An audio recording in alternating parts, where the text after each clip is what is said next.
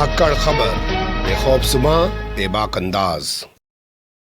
धाकड़ खबर के news room से मैं आपके साथ हूं अकरम रईस खान। लगता है अंग्रेजों के दौर में बनाया गया, बल्कि कहना ज्यादा बेहतर होगा कि अंग्रेजों के जरिए खुद के लिए, अपने लिए बनाया गया मानहानि कानून आज की भारतीय जनता पार्टी की केंद्र और राज्य सरकारों के लिए एक बड़ा हथियार सा बन गया है। जैसा कि आप लोग जानते हैं कि तमाम विपक्ष के लोग, केंद्र हो या राज्य की भाजपा सरकारें हों, उनको काले अंग्रेजों की सरकार करार देते हैं। कहते हैं कि गोरे चले गए और इनको छोड़ गए हैं। तो उस कानून के जरिए राहुल गांधी को ठिकाने लगाया जा चुका है, सजा हो चुकी है, सदस्यता समाप्त की जा चुकी है और अब बंगलो खाली करने का आदेश तो जारी कर ही दिया गया है। बाकी नेताओं को लेकर भी ठिकाने लगाने की कार्रवाई शुरू कर दी गई है। शिंदे गुट के एक सांसद ने उद्धव ठाकरे, उनके बेटे और संजय राउत पर मानहानि का मुकदमा ठोक दिया। मजे की बात यह है कि जो मानहानि का मुकदमा ठोक रहा है वो सांसद खुद बलात्कार के मामले का आरोपी है। जी हां, बलात्कार के मामले का आरोपी शिंदे गुट का सांसद उद्धव ठाकरे एंड कंपनी पर मानहानि का मुकदमा ठोक रहा है। कैसे इस पूरे घटनाक्रम को देखा और समझा जा सकता है, विस्तार से हर पहलू आपके सामने रखने की कोशिश करेंगे, लेकिन पहले कुछ चीजों पर आपकी नजर डलवा देते हैं। जैसा कि आप लोग जानते हैं कि नरेंद्र मोदी के सत्ता में आने के बाद से पिछले 9 साल के दौरान सबसे ज्यादा इस्तेमाल किया गया है देशद्रोह कानून का।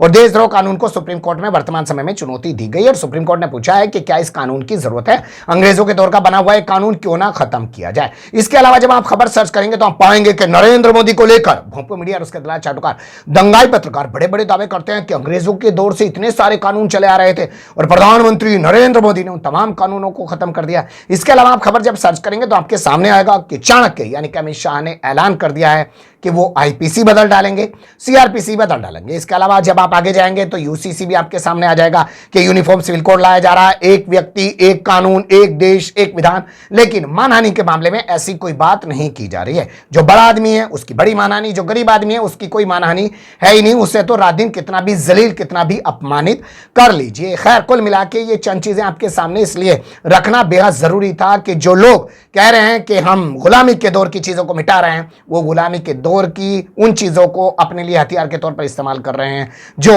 असल में गुलामी के दौर में गुलाम बनाए रखने के लिए अंग्रेजों द्वारा रची बसी गई थी, बनाई गई थी। क्या है मुद्दा, उसकी तरफ चल लेते हैं।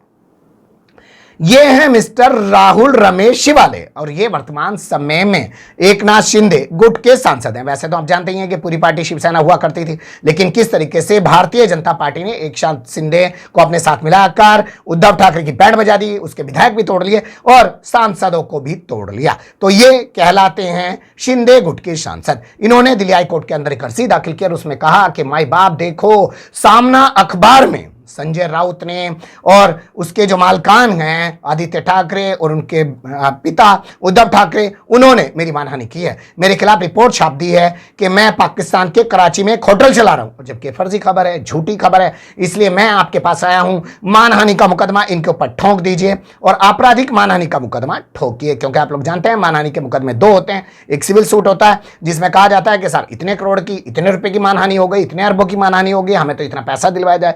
दूसरी मानहानि होती है जो आपराधिक मानहानि है, जिसमें राहुल गांधी को सजा सुनाई गई, कुछ जुर्माना तो लगाया नहीं गया, तो आप समझ गए होंगे। तो कुल मिलाकर आपराधिक मानहानि का मुकदमा दाखिल किया और हाईकोर्ट ने नोटिस जारी कर दिया संजय राउत को, उद्धव ठाकरे को और उनके बेटे आदित्य ठाकरे को, और उन्हें 18 अप्रैल को हाईकोर्ट में, दिल्ली हाईकोर्ट में हाजिर होने का आदेश सुनाया गया। तो इसी के बाद से सवाल पैदा हो गया कि क्या अब इनकी भी बैंड बजने जा रही है। इनकी बैंड बजने वाले मुद्दे पर बाद में बात करेंगे, पहले राहुल रमेश शिवाले को लेकर कुछ और जानकारी आपके सामने रख देते हैं। आप यहां ये तमाम खबरें देखना शुरू कर दीजिए।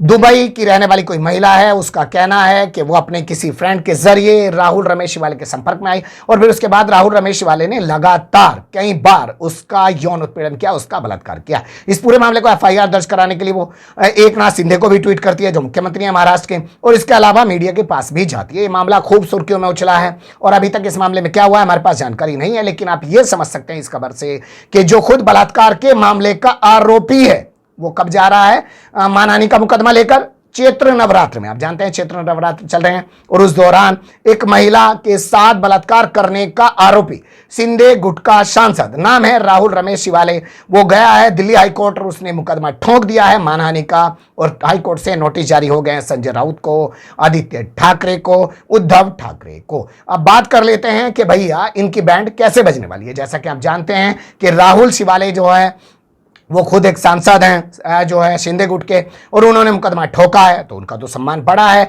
और वो खड़े हैं भारतीय जनता पार्टी के साथ, क्योंकि देवेंद्र फडणवीस सरकार में डिप्टी सीएम हैं महाराष्ट्र के अंदर, आप जानते ही हैं। और जो ये तमाम लोग हैं, ये रात दिन संजय राउत हों, उद्धव ठाकरे हों या आदित्य ठाकरे हों, ये सीधे सीधे नरेंद्र मोदी सरकार को भी भला बुरा कहने में कोई मौका नहीं छोड़ते हैं। तो हो सकता है इनकी भी सदस्यता चली जाए, इनको भी बंगलो खाली करने का आदेश हो जाए, इनके खिलाफ भी और तमाम कार्रवाई शुरू हो जाए। पर बड़ा सवाल यह है कि तमाम आईपीसी बदलने वाले लोग, तमाम सीआरपीसी बदलने के दावे करने वाले लोग, अंग्रेजों के दौर के कानूनों को मिटा देने वाले लोग, और ये कहने वाले लोग कि हम गुलामी के दौर की तमाम चीजों को मिटा रहे हैं, अब गुलामी के दौर का भारत नहीं रहेगा। अगर राजपथ नाम था तो हम उसका राजपथ का नाम बदल रहे हैं, अगर मुगल गार्डन नाम था तो हम मुगल गार्डन नाम बदल रहे हैं, अगर मुगल सराय रेलवे स्टेशन नाम था तो हम उसका नाम बदल रहे हैं। नई नई चीजें करने वाले लोग आज भी अंग्रेजों के जरिए, अंग्रेजों के लिए बनाए गए मानहानि कानून को हथियार के तौर पर क्यों और कब तक इस्तेमाल करते रहेंगे, और क्या इस पूरे मामले को भी एनएसए कानून की तरह, देशद्रोह कानून की तरह सुप्रीम कोर्ट में चुनौती देनी पड़ेगी। बने रहिएगा धाकड़ खबर के साथ। कमेंट्स के रूप में आप लोग अपनी राय दे सकते हैं, खबर को लाइक कर सकते हैं, चैनल को सब्सक्राइब कर सकते हैं, और ज्यादा से ज्यादा हमारी खबरों को शेयर कर सकते हैं। फिर ऐसे ही किसी सुलगते हुए अवलस्त मुद्दे लेकर मैं आपके सामने हूंगा हाजिर। फिलहाल अभी मुझे दें इजाजत।